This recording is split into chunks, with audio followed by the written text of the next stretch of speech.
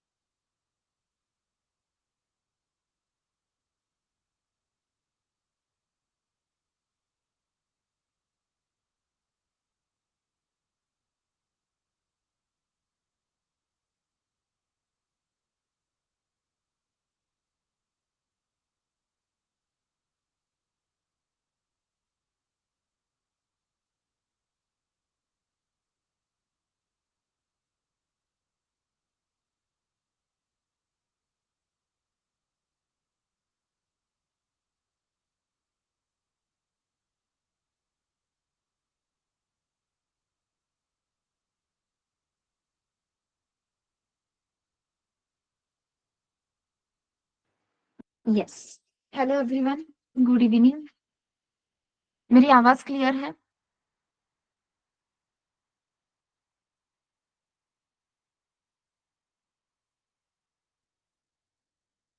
Good evening.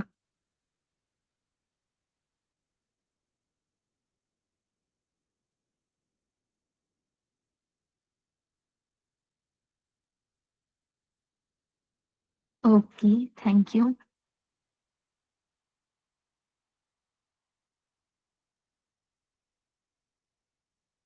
Okay, screen visible है?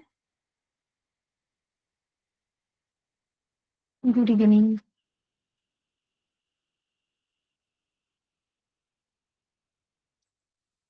Yes. Okay, so as we discussed कि variables मतलब ही आइडेंटिफायर्स होते हैं। Variables are used to identify the data we have stored, correct? अब मुझे बस इतना बताओ, आप में से कितने लोगों के पास पहले से ही वीएस कोड है?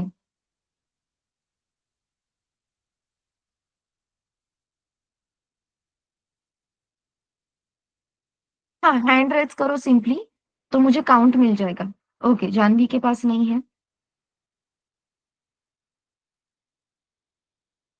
अभिजीत और किस और दो, मतलब 3 लोगों के पास पहले से वीएस कोड है, बाकी किसी के पास नहीं। ठीक है, नो प्रॉब्लम। तो एंड में हम इंस्टॉलेशन भी देख लेंगे, तो आप इंस्टॉल करके रखोगे so that we can start with the program. ठीक है? वेरिएबल डिक्लेरेशन के रूल्स पता चल गए हैं। हम सोर्स फाइल लिखते हैं तो सोर्स फाइल पहले कंपाइल होती है, देन इंटरप्रेट होती है। ये सारी चीजें भी हमें पता चल गई। ठीक है, अब होता क्या है देखो, सिंपली मैं यहाँ पे एक एप्लीकेशन सर्च करती हूँ, दैट इज माइक्रोसॉफ्ट वर्ड। तो वर्ड नहीं है क्या यहाँ पे, चलो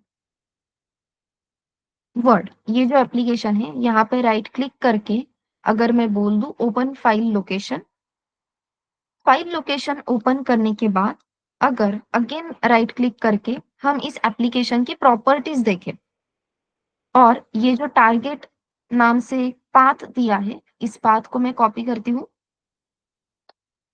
और यहाँ पे पेस्ट कर देती हूँ। क्या हुआ, कॉपी नहीं हुआ, जस्ट अ मिनट।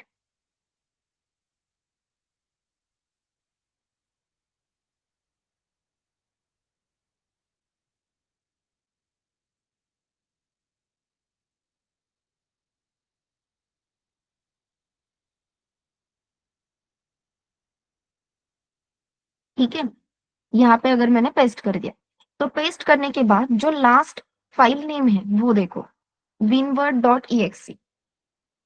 जो मैं कह रही थी कि बाइनरी फाइल, तो बाइनरी फाइल हमें जो मिलती है ना, तो उसे ही एग्जीक्यूटेबल फाइल कहा जाता है। एंड एग्जीक्यूटेबल फाइल है इसलिए इसका एक्सटेंशन होता है डॉट .exe। तो वर्ड एप्लीकेशन की भी अपने पास डायरेक्टली अपने पास कोड है क्या, सोर्स कोड है क्या, नहीं, अपने पास क्या है, डायरेक्टली एग्जीक्यूटेबल फाइल है। ओके, तो यूजिंग दिस एग्जीक्यूटेबल फाइल अपना कोड रन होने वाला, अपना कोड एग्जीक्यूट होने वाला है।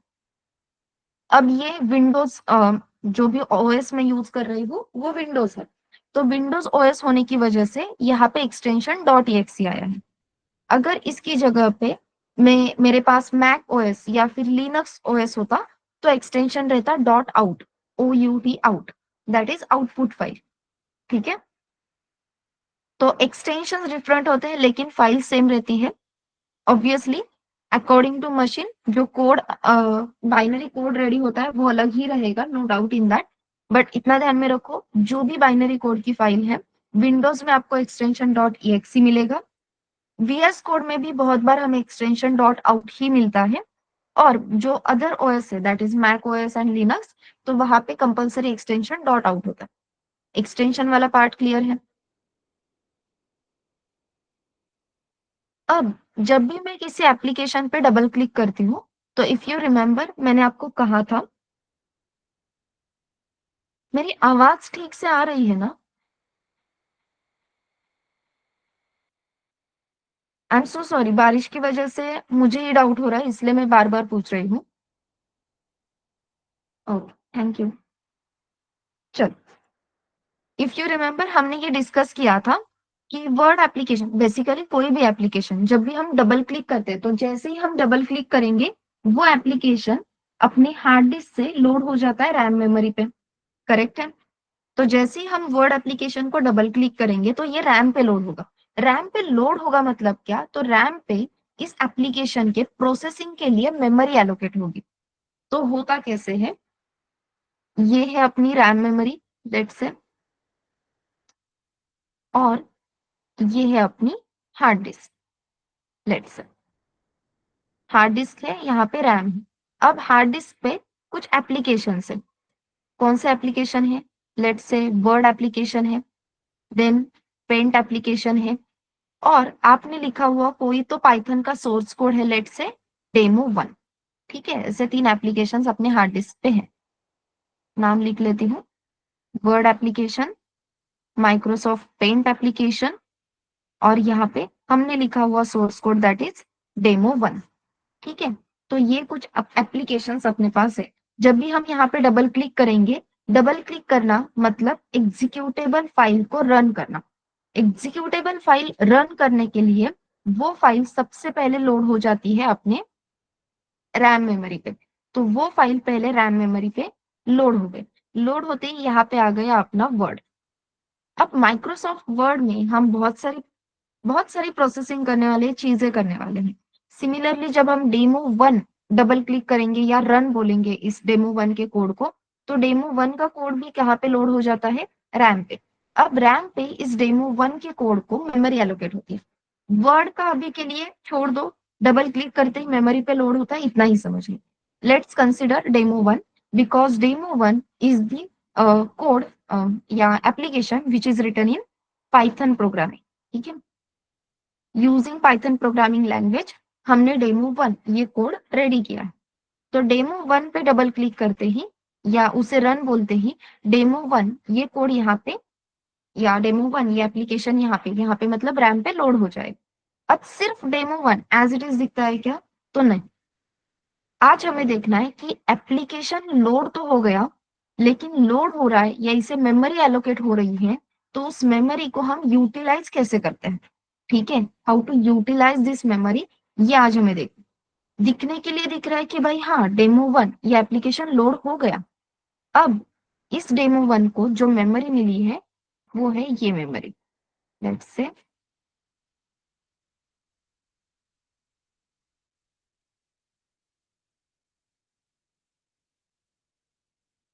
ठीक है, ये पूरी मेमोरी है जिस मेमोरी को हमने मतलब डिवाइड किया जाता है दो पार्ट्स में। ठीक है, एक अपर पार्ट एक लोअर पार्ट। अपर पार्ट को कहा जाता है code segment, this is known as code segment. और जो नीचे वाला पार्ट है इसे कहा जाता है डेटा सेगमेंट। ठीक है, code segment and data segment. अब ये जो डेटा सेगमेंट का पार्ट है वो हमें मोस्टली लगने वाला है अभी के लिए मतलब इनिशियल डेज में हमें सबसे ज्यादा जो पार्ट लगने वाला है वो है डेटा सेगमेंट। अब इस डेटा सेगमेंट के पार्ट को दो अगेन तीन पार्ट्स में डिवाइड किया जाता है। ठीक है, तो डेटा सेगमेंट का पार्ट डिवाइड होगा ऐसे तीन पार्ट्स में। इस फर्स्ट पार्ट को कहा जाता है स्टैक, इसे कहा जाता है ग्लोबल एंड स्टैटिक,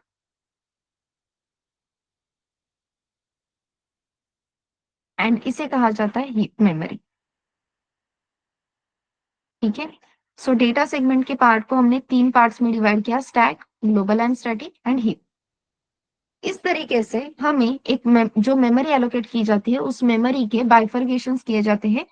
उस मेमोरी को ऐसे सेपरेट सेपरेट सेक्टर्स में सेपरेट सेपरेट ब्लॉक्स में डिवाइड किया जाता है, सो दैट हमें कौन सा डेटा कहाँ पे स्टोर करना है, कौन से डेटा का मीनिंग क्या है, कौन सा डेटा यूनिवर्सल होना चाहिए, that is nothing but global.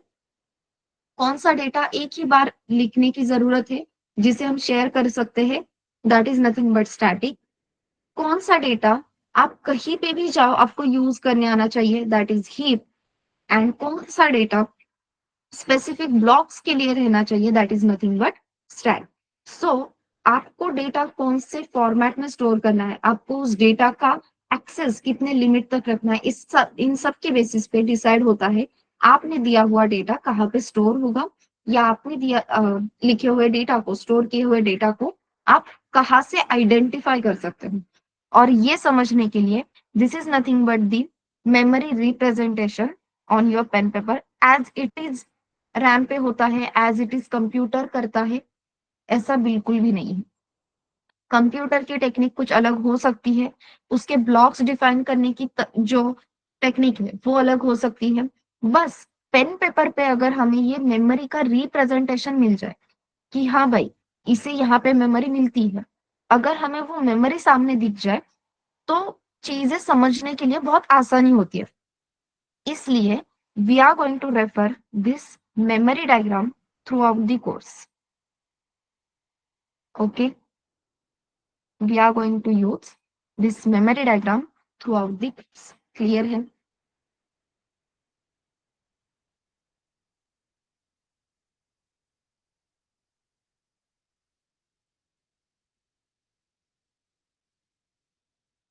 Memory diagram जिसे हमने दो पार्ट्स में डिवाइड किया, one is code segment, second one is data segment. फिर डेटा सेगमेंट को हमने तीन पार्ट्स में डिवाइड किया, that is stack, global and static and heap. ये मेमोरी डायग्राम क्लियर है क्या एवरीवन?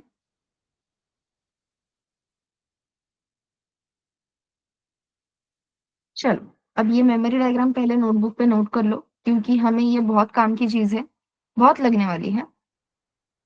तो पहले ये नोट करो, जैसे ही हो जाता है डी फॉर डन टाइप करो एवरीवन प्लीज। ओके, क्या रिपीट करना है जानवी? इसे यूज कैसे करना है वो नहीं बताया मैंने। ठीक है, जो हम कह रहे हैं कि किसी भी एप्लीकेशन पे डबल क्लिक करने के बाद वो रैम पे लोड हो जाता है, तो रैम पे तो लोड हो गया। वर्ड एप्लीकेशन, पेंट एप्लीकेशन कैसे वर्क होता है, इससे हमें अभी के लिए लेना देना नहीं है, क्योंकि अपने पास उसका कोड नहीं है। अपने पास कोड बेस किसके लिए रहेगा, डेमो वन के लिए, क्योंकि ये पाइथन लैंग्वेज में लिखा है और हम खुद ये कोड लिखने वाले थोड़ी ही देर में। ठीक है, इसलिए मैंने एग्जांपल लिया डेमो वन। तो डेमो वन को जो मेमोरी एलोकेट होती है, उस मेमोरी को ऐसे टोटल टू पार्ट्स में डिवाइड किया जाता है। First is code segment, second is data segment. फिर डेटा सेगमेंट को फिर से तीन अलग अलग पार्ट्स में डिवाइड किया जाता है। Stack memory, global and static memory और हीप मेमोरी। जैसे जैसे अपना कोर्स आगे बढ़ेगा, हम देखने वाले हैं कि कौन सा मेमोरी ब्लॉक कहाँ पे यूज होता है। ठीक है, इनिशियल डेज में we are going to use stack and heap, global and static कभी यूज नहीं करें। तो ये बेसिक मेमोरी रिप्रेजेंटेशन हमने अपनी आंखों के सामने रख दिया, so that we will get to know कि भाई डेटा कहाँ से कहाँ जा रहा है, डेटा कैसे एक्सेस हो रहा है एंड एवरीथिंग। सो दैट अगर कहीं पे भी एरर आता है, कहीं पे भी प्रॉब्लम आती है कि भाई कोड आगे ही नहीं बढ़ रहा, आउटपुट नहीं आ रहा, गलत आंसर आ रहा है, तो ऐसे सिनेरियोज में ये मेमोरी डायग्राम काम आती है, क्योंकि डेटा रिप्रेजेंटेशन अपने आंखों के सामने है, इसलिए ये मेमोरी डायग्राम बनाई। ओके जानवी,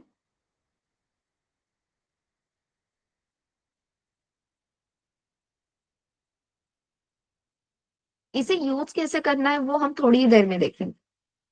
अभी के लिए ये ठीक है एवरीवन।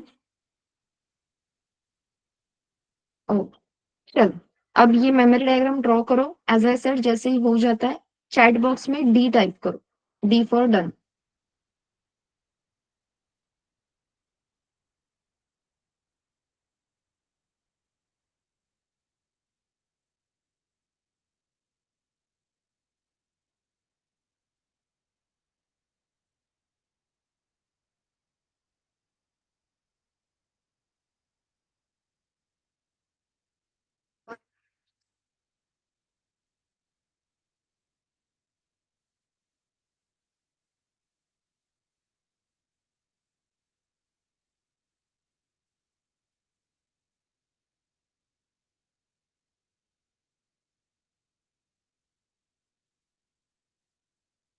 ओके, रोहित, तृप्ति, अनिकेत, जानवी,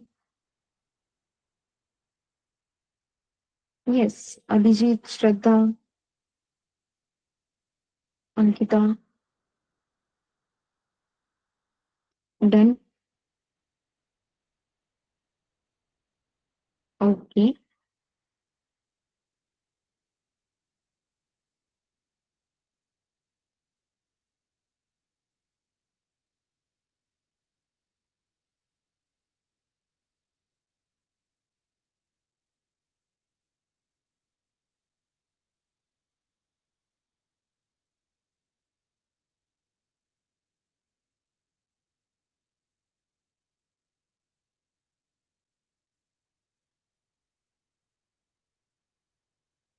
चलो, अब मेमोरी डायग्राम यूज करने से पहले हमें क्या सीखना है कि वेरिएबल डिक्लेयर कैसे किए जाते हैं और वेरिएबल्स वैल्यूज कैसे आइडेंटिफाई करते हैं, और मेमोरी डायग्राम का यूज हमें कैसे करना है। ठीक है, so let's start with that.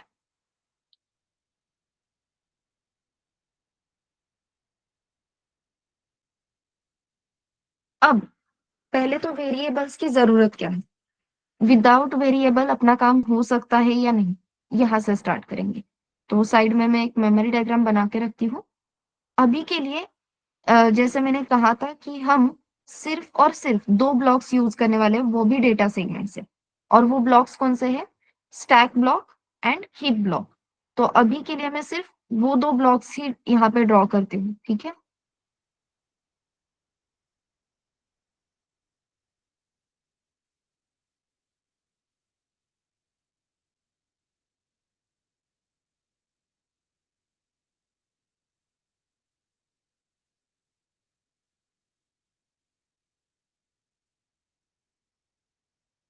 चलो, तो ये मेरे पास मेमोरी डायग्राम है। जब हम लिखते हैं पाइथन प्रोग्रामिंग कैसे स्टार्ट लिखनी है, प्रोग्राम कैसे लिखना है वगैरह सब देखेंगे। बस इतना समझ लो, अगर मैं यहाँ पे लिखती हूँ 10 + 20, ठीक है, तो ये मेरी एक लाइन ऑफ कोड है 10+20। जैसे ही आपने यहाँ पे लिखा 10, 20, तो इस वैल्यू को मेमोरी एलोकेट होती है।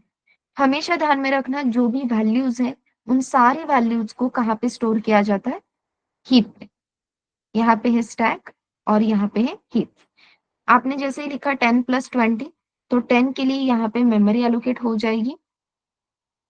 इसका समथिंग मेमोरी लोकेशन है, लेट्स से 2000। इसका मेमोरी लोकेशन है 2000।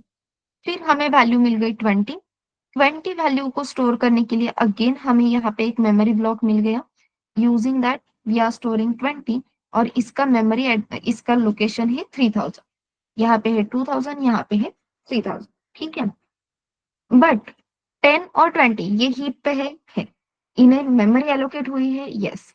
इनका कुछ तो एड्रेस है, यस। यहाँ तक सब ठीक है। लेकिन 10+20 आप प्लस ऑपरेटर यूज कर रहे हो, तो ऑब्वियसली यहाँ पे क्या होने वाली है? एडिशन। जैसे ही 10+20 एडिशन होती है, we will get the answer that is 30। अब ये 30 भी यहाँ पे मेमोरी में स्टोर होगा और इसका मेमोरी एड्रेस रहेगा 4000। लेकिन अब प्रॉब्लम ऐसे हो रही है, हीप मेमोरी में ये सारी वैल्यू स्टोर तो हुई, लेकिन किसी भी वैल्यू तक हम पहुंच नहीं पा रहे, क्योंकि हमें किसी भी वैल्यू का एड्रेस पता है क्या? नो। किसी भी वैल्यू को आइडेंटिफाई करने के लिए अपने पास कोई है क्या? नो। तो आपके पास वैल्यू स्टोर है, लेकिन आप उन वैल्यूज को एक्सेस नहीं कर सकते, यूज नहीं कर सकते। क्यों? क्योंकि आपके पास आइडेंटिफायर ही नहीं है, दैट इज वेरिएबल ही नहीं है। अगर आपके पास वेरिएबल होता, तो आप इनमें से एक तो वैल्यू को आइडेंटिफाई कर सकते। ठीक है, इसलिए हमें चाहिए वेरिएबल। अब क्या होगा? लेट्स से कि इसे हटा दिया, और अब मैंने लिखा a is equals to 10। a is a variable. A variable को हम क्या बोल रहे हैं कि तुम्हारा काम है 10 वैल्यू को आइडेंटिफाई करना। ठीक है, तो identify value 10, we are using a variable, a identifier. अब ये जो वेरिएबल आपने लिखा है, this variable will always get memory on stack. इसे हमेशा कहाँ पे मेमोरी मिलेगी? स्टैक पे।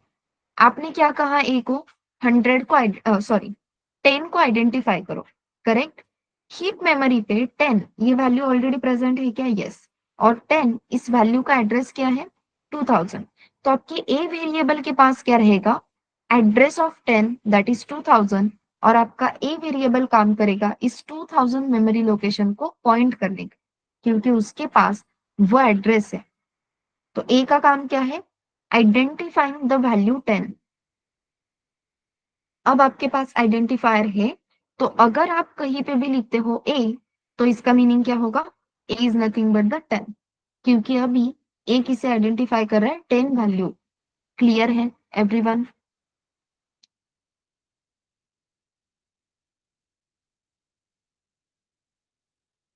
ओके, फिर यहाँ पे मैं लिखूंगी b is equals to 20। Again क्या होगा? b इस वेरिएबल को स्टैक पे मेमोरी एलोकेट होगी। 20 का मेमोरी लोकेशन है 3000, तो आपके b वेरिएबल के पास, b इस आइडेंटिफायर के पास वैल्यू क्या रहेगी? 3000, which will pointing at the value 20. Similarly, अगर मुझे करनी है एडिशन, तो what I have to do? I just have to write a plus b। जैसे ही हम a plus b लिखते हैं, तो 10+20 ये एडिशन हो जाती है। लेकिन जैसे मैंने कहा, एडिशन तो हो गई, मेमोरी में स्टोर भी हो गई, लेकिन उस एडिशन को आप एक्सेस नहीं कर सकते, उसे आइडेंटिफाई नहीं कर सकते। क्यों? क्योंकि आपके पास उसका एड्रेस ही नहीं है। And for that matter, we have to assign that addition to one of the variable. तो a plus b ये वैल्यू, ये एडिशन जो है वो हमने किसे असाइन कर दी? c को। तो यहाँ पे c वेरिएबल के लिए मेमोरी एलोकेट होगी, and it will point to the 4000 location जहाँ पे हमने addition of a and b store की है। क्लियर है?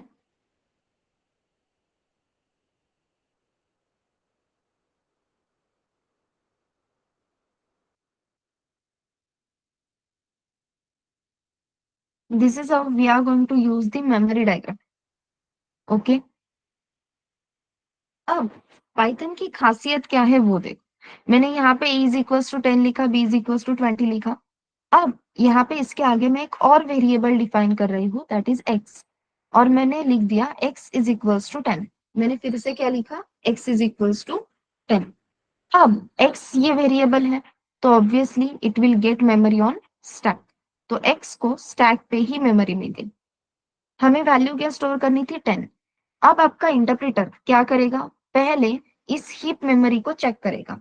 हीप मेमोरी में पहले से ही 10 ये वैल्यू स्टोर है, तो आपका इंटरप्रेटर क्या बोलेगा कि भाई 10 वैल्यू पहले से ही एग्जिस्ट करती है, तो मैं फिर से 10 वैल्यू स्टोर करने के लिए अलग से मेमोरी एलोकेट करूंगा क्या, तो नहीं। तो क्या कर, 10 ये वैल्यू मैंने 2000 लोकेशन पे स्टोर की है, तो तू उसे ही यूज कर। समझ में आ रहा है? अगर सेम वैल्यू है तो multiple variables same memory location को ही पॉइंट करेंगे, क्योंकि आपने स्टोर किया हुआ डेटा सेम है।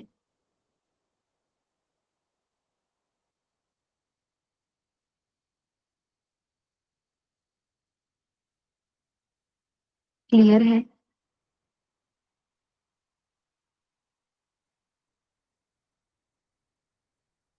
इफ यस, तो प्लीज अब ये लाइन जो भी सेंटेंसेस हमने लिखे हैं विथ मेमोरी डायग्राम नोट कर, ठीक है?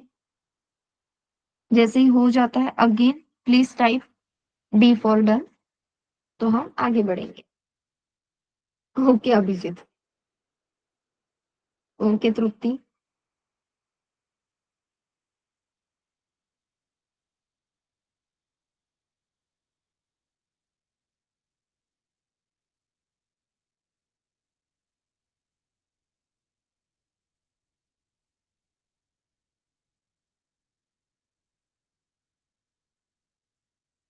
ओके श्रद्धा,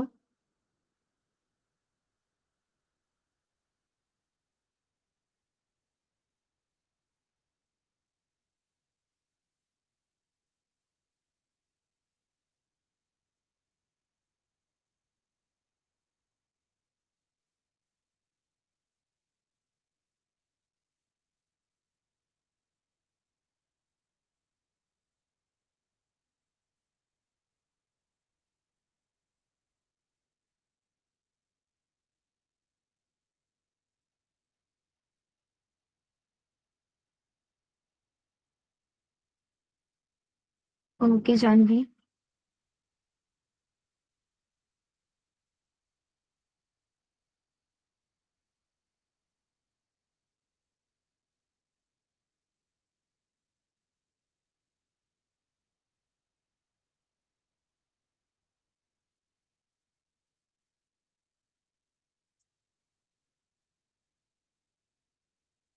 ओके अनिकेत।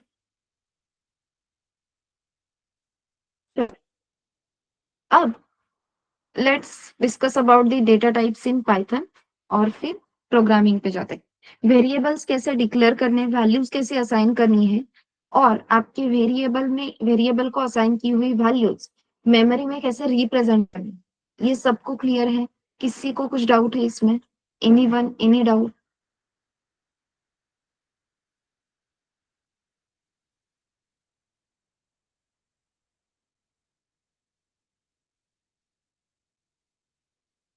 परफेक्ट।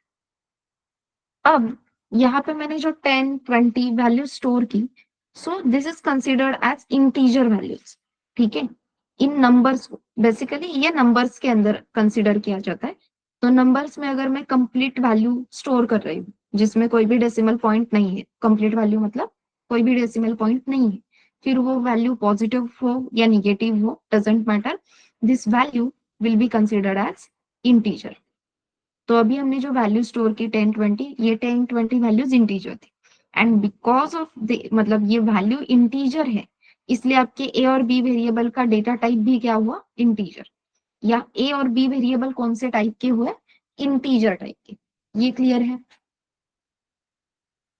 जिस वेरिएबल में आप जिस डेटा टाइप जिस वैल्यू को स्टोर कर रहे हो, बेस्ड ऑन दैट वैल्यू आपके वेरिएबल का डेटा टाइप डिसाइड होता है। अब इसका मतलब ये नहीं हुआ कि मैंने a इज इक्वल्स टू 10 लिखा है तो using a I can store only integer value, ऐसा इसका मीनिंग होता नहीं है। अगर मैंने आगे जाकर लिखा a इज इक्वल्स टू और डबल कोट्स में मैंने लिख दिया ABC, string generally double quote, single quote या ट्रिपल कोट में लिखी जाती, मुझे डबल कोट्स की आदत हो गई है इसलिए मैं डबल कोट यूज कर रही हूँ, लेकिन in Python we can use single quote also, we can use triple quotes also.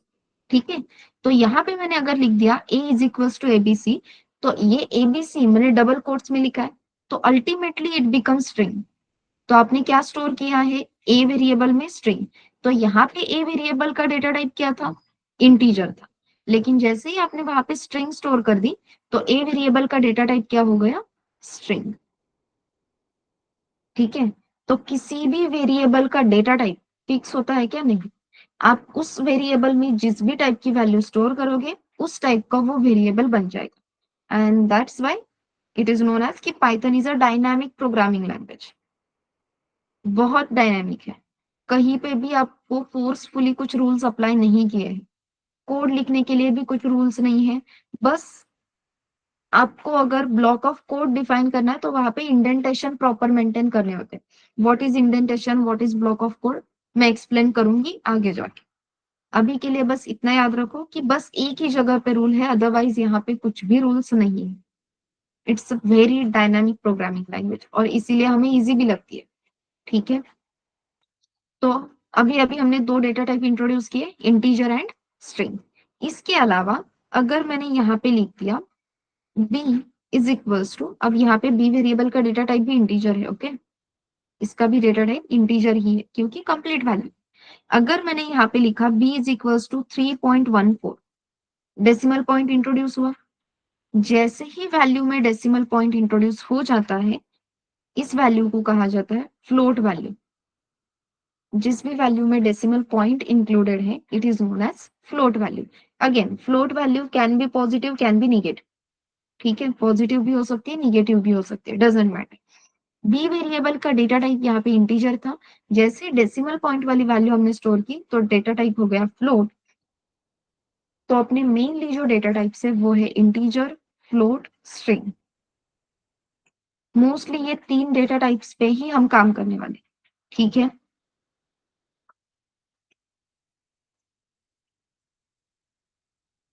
Okay everyone, यहाँ तक ठीक है, ओके। अब इसके अलावा एक और डेटा टाइप होता है that is nothing but complex.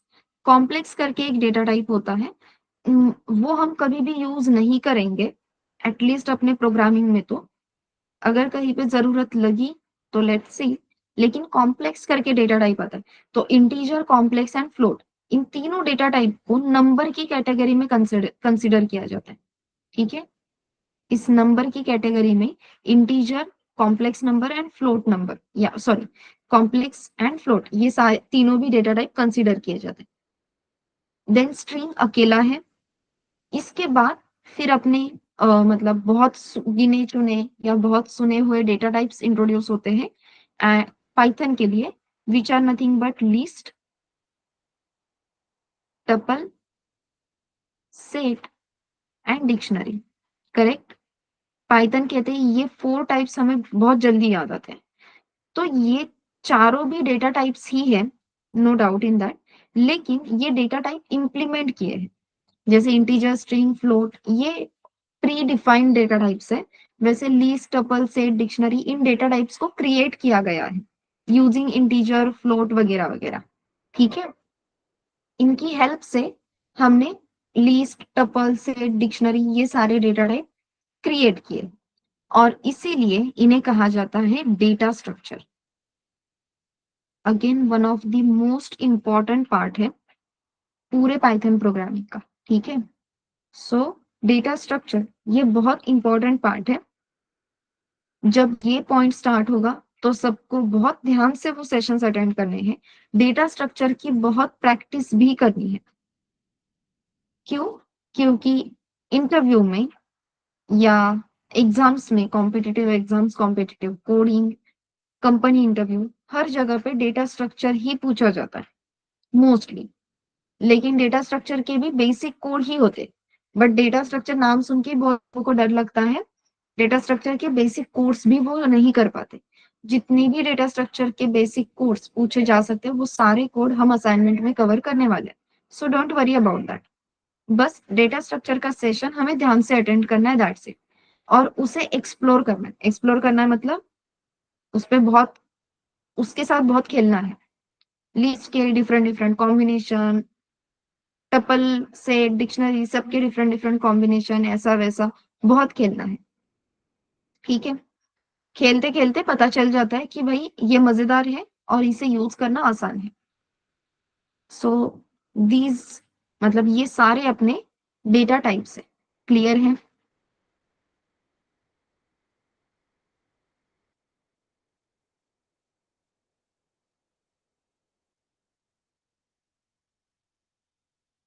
Okay, just give me minute. हाँ,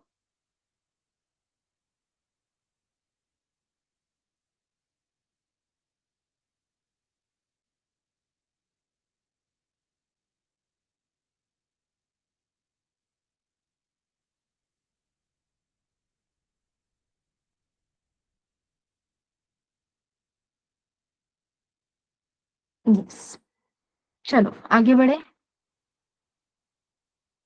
लेट्स सी कि कोड कैसे लिखना है। कोड कैसे लिखना है अभी मैं आपको वीएस कोड पे दिखा रही, लेकिन इमीडिएटली कोई भी वीएस कोड यूज नहीं करेगा अगर आपके पास है फिर भी, या कोई भी जुपिटर नोटबुक यूज नहीं करेगा। ठीक है, कोई भी प्रोग्रामिंग प्लेटफॉर्म अभी आपको यूज करना है क्या? तो बिल्कुल भी नहीं। Is this point clear everyone? क्यों, वो भी बताती हूँ। बेसिक कोड है, पेन पेपर पे लिखना आसान होता है। कॉम्प्लिक जब कॉम्प्लिकेटेड कोड बन जाते हैं और डायरेक्टली मैं अगर आपको बोलूंगी कि नहीं पेन पेपर पे लिखो, तो नहीं होगा। प्रैक्टिस बेसिक्स से करते हैं।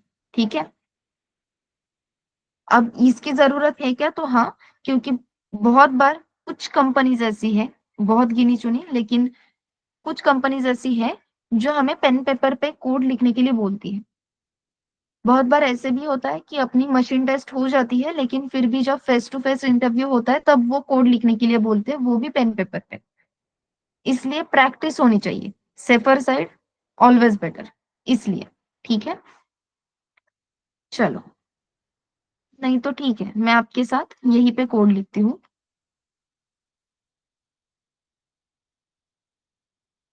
सबसे पहले जो फर्स्ट अल्गोरिदम हमने लिखा था याद है, addition of two numbers.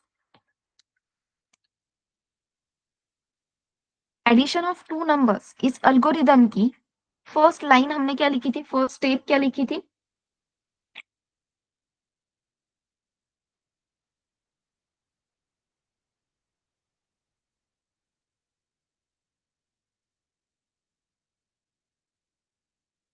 Take two numbers, correct है।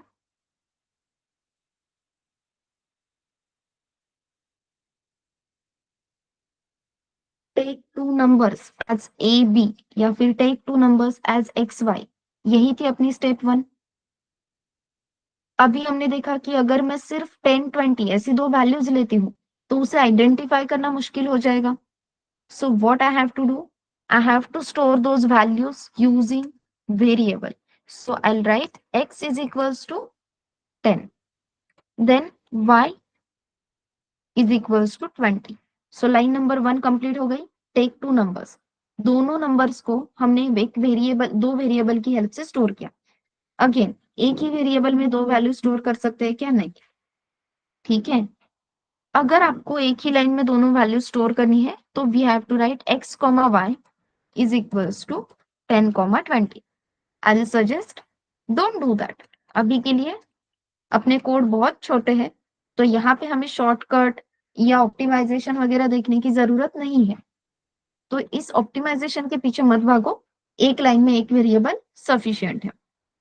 x is equals to 10, y is equals to 20। दो वेरिएबल्स लिखे, दोनों वेरिएबल्स में हमने वैल्यू भी स्टोर कर दी। नेक्स्ट स्टेप क्या थी? Add both the values, that is x plus y, and save it as a answer. So I'll simply write answer is equals to x plus y. Okay, answer is equals to x plus y. After that हमने last step लिखी थी display the answer.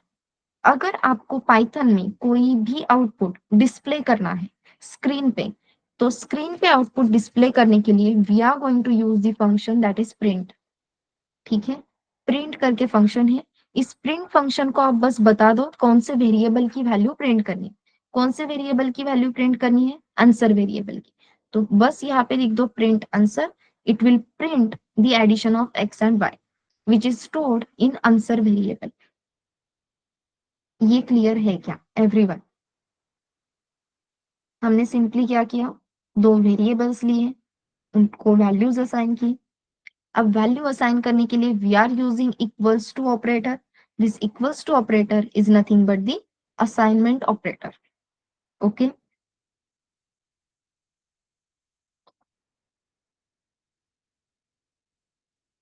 Perfect. अब ऐसा ही code मुझे second algorithm के लिए चाहिए। Let me display. अच्छा, सेकेंड मैंने लिखा नहीं था। कैलकुलेट एरिया ऑफ रेक्टेंगल आपके पास की एल्गोरिदम रहेगा। अभी के लिए ये नोटपैड पे लिखो एटलीस्ट। पेन पेपर पे लिखोगे तो मुझे नहीं दिखेगा, इसलिए right it on a notepad, और नोटपैड में लिखा हुआ कोड कॉपी पेस्ट करो। ठीक है, और पहले तो ये कोड नोट करें।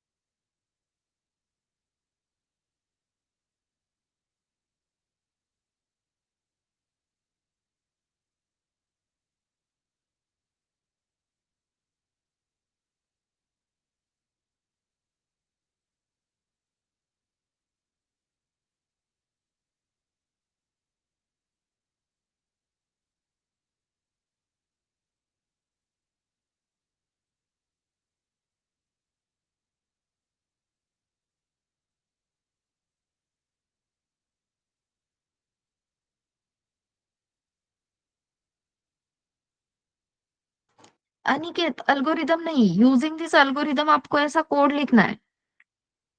ये पाइथन का कोड है, बस ये मैंने नोट पैड पे लिखा है। जब हम ये वीएस कोड पे लिखेंगे तो आपको एग्जीक्यूट करने आएगा। Okay.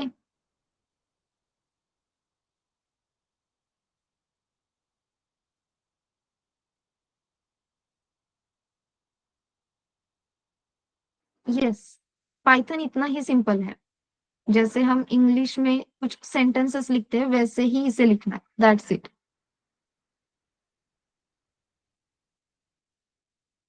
Perfect. Nice.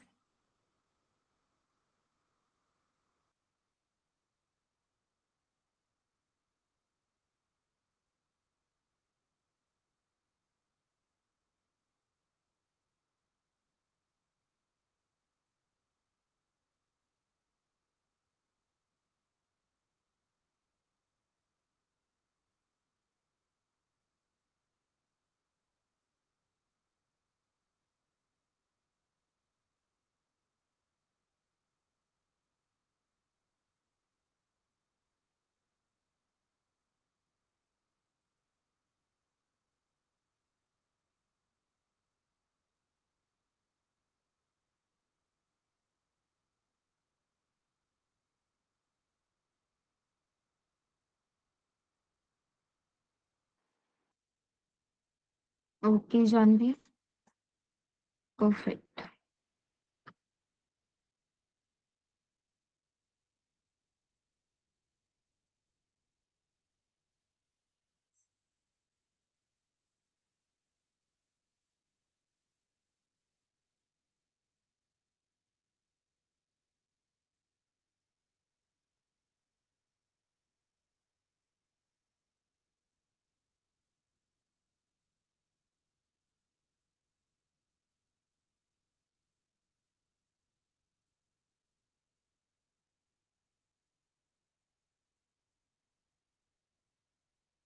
Perfect Abhijit, Aniket.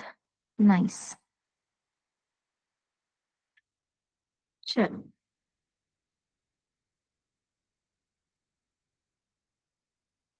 अब वेरिएबल डिक्लेरेशन का एक अनरिटन रूल हमें डिस्कस करना है। ठीक है। अब अगर आप जानवी का कोड देखोगे या और तृप्ति का कोड देखोगे तो उन्होंने वेरिएबल्स यूज किए हैं एल एंड डब्ल्यू। तो इससे हमें लेंथ और विड्थ, ये इनिशियल्स है, ऐसे समझ में आ जाता है। करेक्ट। यस। उसी जगह पे अनिकेत और अभिजीत ने वेरिएबल्स यूज किए हैं a and b. So what is mean by a and what is mean by b, ये समझ में आ रहा है क्या? जैसे यहाँ पे मैंने एडिशन के लिए दो वैल्यूज लिखी, वैसे ही दो नंबर से और हम एडिशन कर रहे हैं, ऐसे लगेगा। अपने वेरिएबल डिक्लेरेशन का एक अनरिटन रूल है, वही समझाने के लिए मैंने भी एक्स वाई लिखा था। और वो अनरिटन रूल ये है, ऑलवेज यूज, और you can say declare sensible. ठीक है, बुरा मत मानना, मैंने भी नॉनसेंस ही लिखा है यहाँ पे। सो ऑलवेज यूज और डिक्लेयर सेंसिबल वेरिएबल नेम। ठीक है, हमेशा सेंसिबल वेरिएबल नेम्स ही यूज करने। जैसे कि मुझे यहाँ पे दो नंबर्स की एडिशन करनी थी, तो मेरे पास क्या थे, दो नंबर्स थे। तो instead of x and why what should I right? I should write num1 is equals to 10. Then what should I write? num2 is equals to 20. And then what should I write? कि भाई addition हो रही है, सम हो रही है, right? तो add equals to num1 plus num2, और you can write sum is equals to num1 plus num2। ठीक है, एड यूज करो, सम यूज करो, समेशन यूज करो, एडिशन यूज करो, लेकिन उस वेरिएबल नेम से हमें पता चलना चाहिए कि भाई इसमें स्टोर क्या किया है। And after that we will simply print the value of add या value of addition, value of sum. समझ में आ रहा है?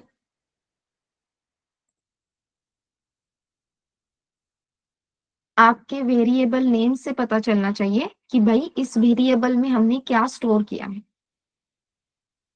Okay, nice. चलो, नेक्स्ट एल्गोरिदम के लिए कोड लिखोगे अब।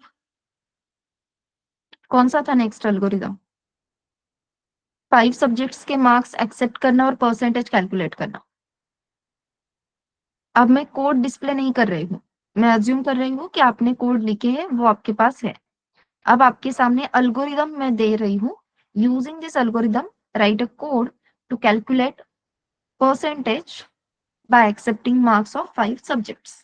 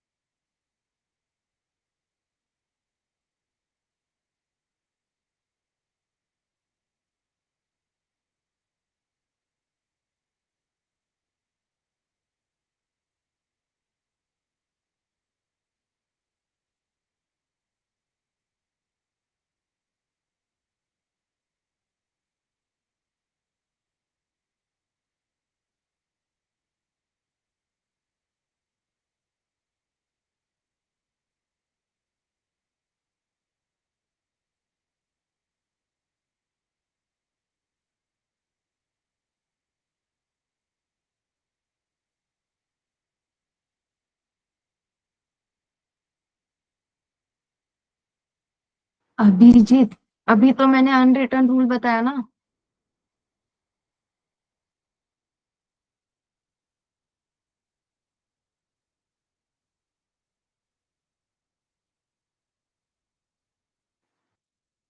करेक्ट। अब यहाँ पे आपने एडिशन प्रिंट की है, लेकिन एडिशन में क्या रहेगा? सिर्फ एडिशन ऑफ 5 मार्क्स। हमें क्या चाहिए? परसेंटेज। तो जो भी परसेंटेज आपने फाइंड आउट किए हैं, वो पहले आपको एक वेरिएबल में स्टोर करने होंगे, ठीक है? और फिर उस वेरिएबल की वैल्यू प्रिंट करनी होगी। ओके। अब यहाँ पे जानवी, एडिशन पहले पूरी होने के लिए ये जो M1 से लेके M5 तक आपने प्लस प्लस लिखा है ना, वो ब्रैकेट में लिखना होगा, ठीक है?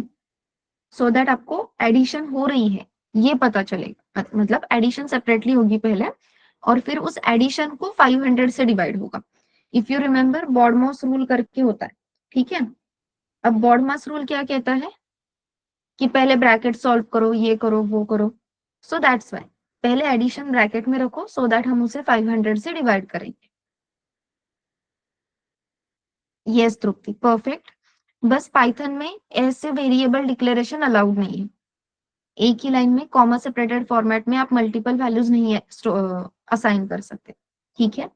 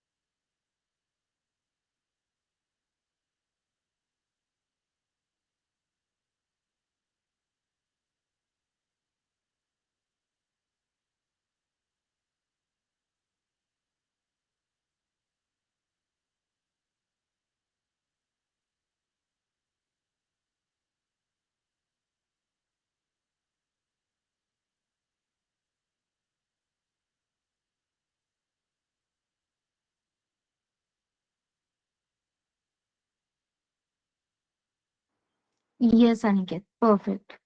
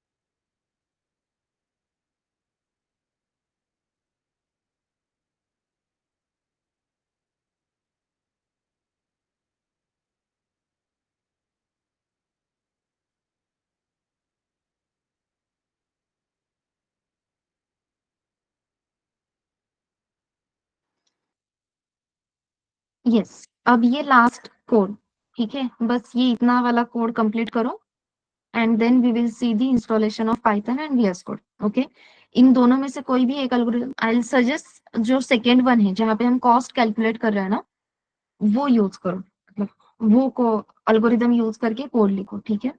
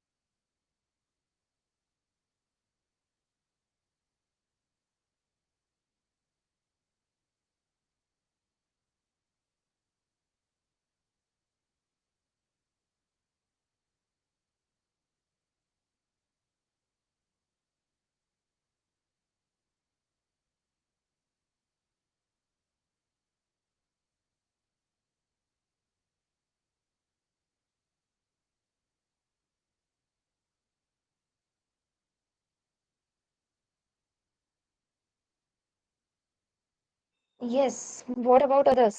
जानवी और अभिजीत का कोड आ गया। तृप्ति का भी कोड आ गया। अनिका, अनिकेत, अच्छा अनिकेत का पहला ही है। चलो, Tripti, Abhijit, Janvi, what about others?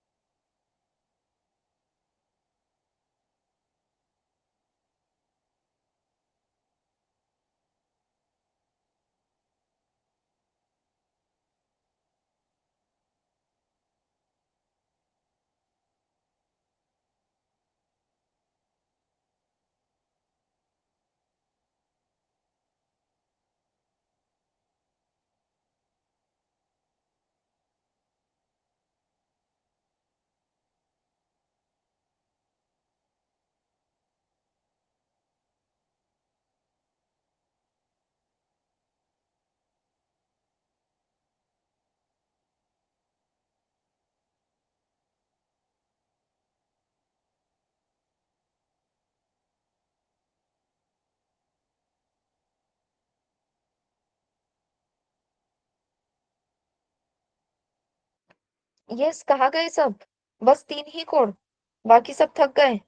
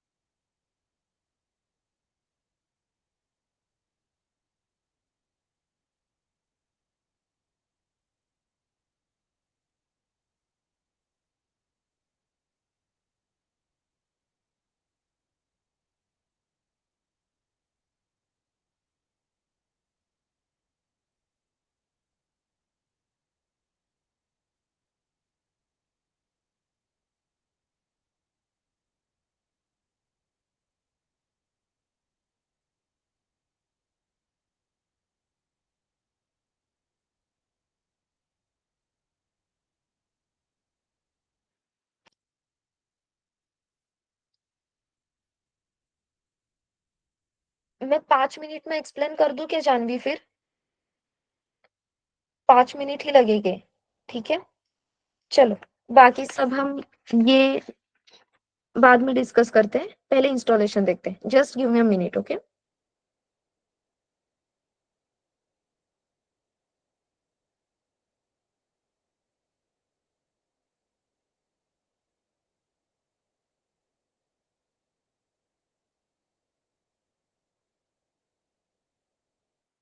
Yes, screen visible है क्रोम की, एवरीवन?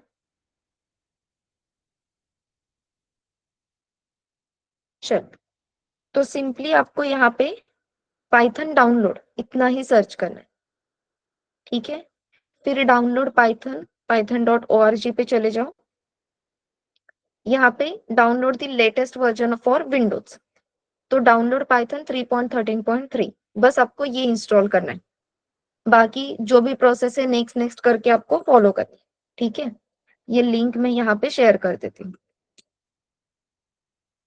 देन VS कोड, तो सिंपली VS कोड इंस्टॉल करना है, जैसे हम व्हाट्सएप इंस्टॉल करते हैं, लाइक राइट, इंस्टा इंस्टॉल करते हैं, बस ये एप्लीकेशन रेडी टू यूज होते हैं। लॉग इन किया, नंबर डाल दिया, यूज करने लग गए। VS कोड इंस्टॉलेशन में फिर से आपको कुछ स्टेप्स दिखाई देगी, आपको बस नेक्स्ट नेक्स्ट करते हुए VS कोड इंस्टॉल करना है। क्लियर है एवरीवन?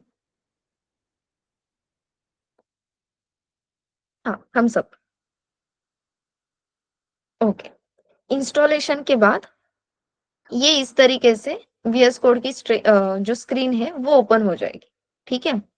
अब यहाँ पे मैं ओपन करती हूँ न्यू स्क्रीन, तो आपको पता चलेगा कैसे दिखेगी अपनी स्क्रीन।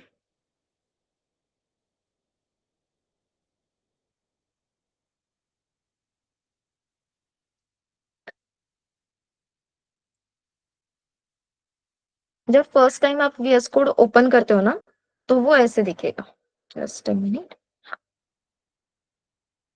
तो ये ऐसी स्क्रीन आएगी, yes I trust the author, और वेलकम की स्क्रीन आ गई, ठीक है?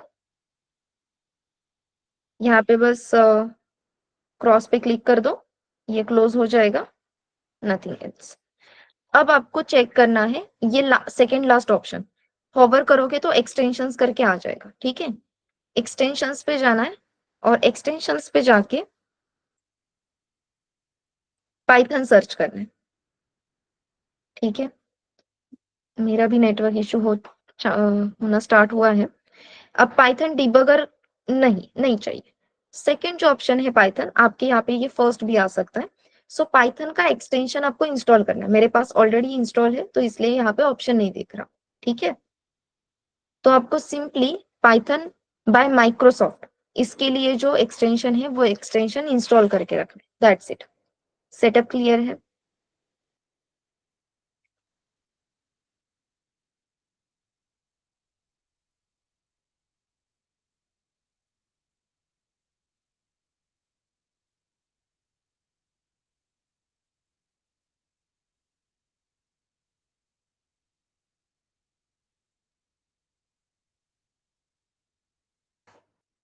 Okay, so this is all about the Python installation, ठीक है?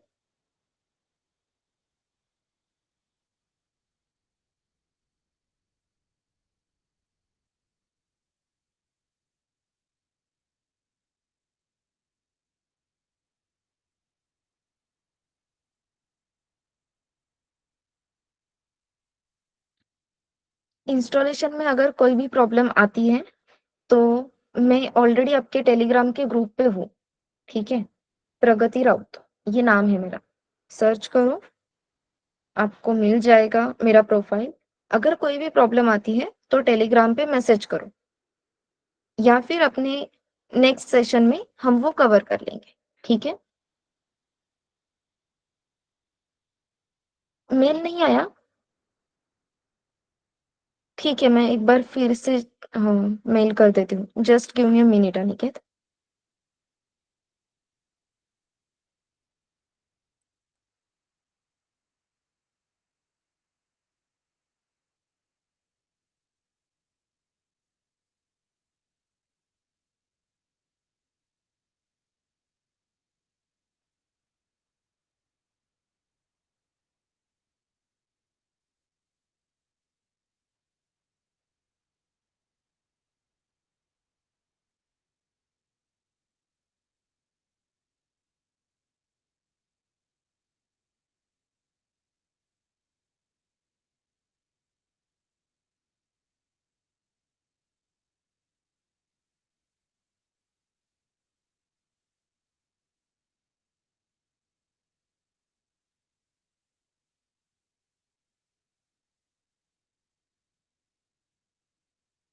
एक बार चेक करो अनिकेत।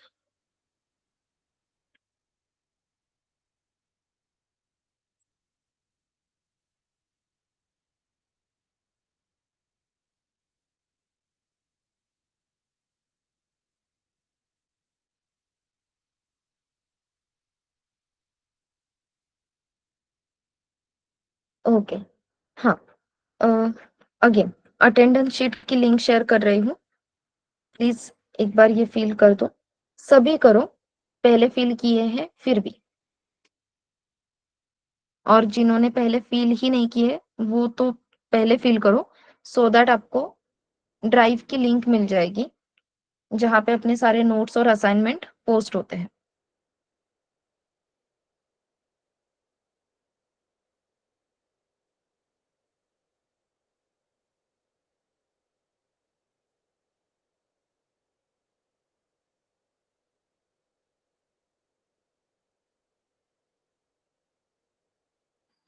ओके अभिजीत।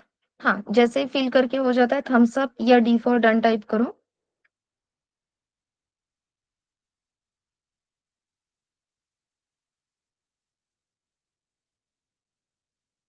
ओके दर्शना।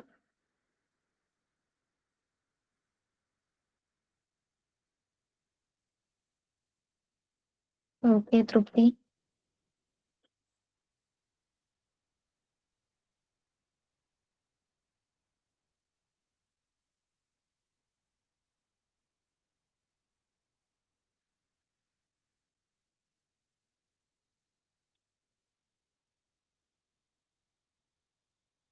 नाइस। ओके, इंस्टॉलेशन कर लो। अभी कोड कैसे लिखने, वेरिएबल डिक्लेरेशन वगैरह सारी चीजें क्लियर है। इंस्टॉलेशन हो जाता है सेशन से हम डायरेक्टली कोड राइट करना स्टार्ट कर देंगे। ठीक है।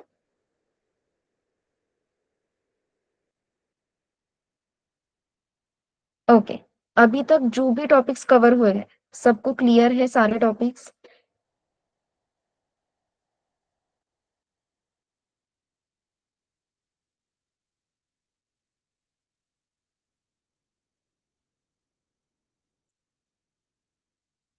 अभी तक जो भी चीजें हमने देखी वो क्लियर है?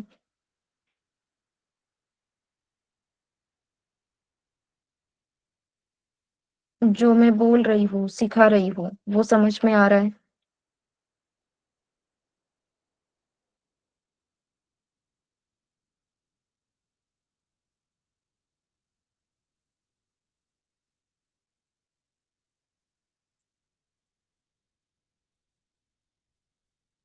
आपका रिस्पॉन्स मैटर करता है, ठीक है?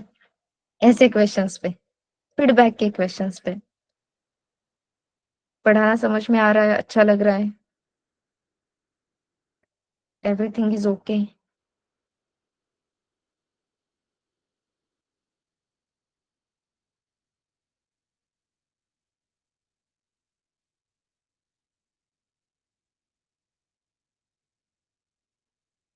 हाँ, मेरे बारे में बुरा फीडबैक भी आप मुझसे दे सकते हो, डोंट वरी अबाउट दैट। वो कॉलेज जैसा नहीं होता है, किसी एक को ही टारगेट करेंगे वगैरह, बिल्कुल भी नहीं। यहाँ पे अपने को इंटरनल मार्क्स नहीं होते, ठीक है? और कॉलेज जैसे ट्रेनर्स भी नहीं है हम, तो ये सब मत सोच। बस इतना बताओ समझ में आ रहा है सबको अच्छे से?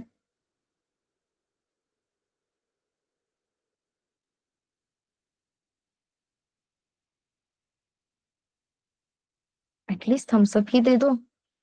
Thank you Tripti message type करने के लिए। चलो ठीक है, आज के लिए रुक जाए यहाँ पे, नेटवर्क इशू था।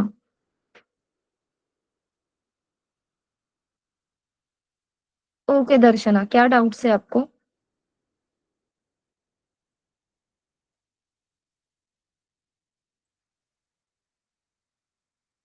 अच्छा, अभी भी नेटवर्क इशू है क्या? अच्छा, okay okay, no problem. Recording नहीं देखी है? ठीक है, आप रिकॉर्डिंग देख लो और जो भी डाउट्स आते हैं या तो मैसेज करो या फिर नेक्स्ट सेशन में हम देखेंगे। ठीक है। यस। चलो then, bye bye everyone. Good night.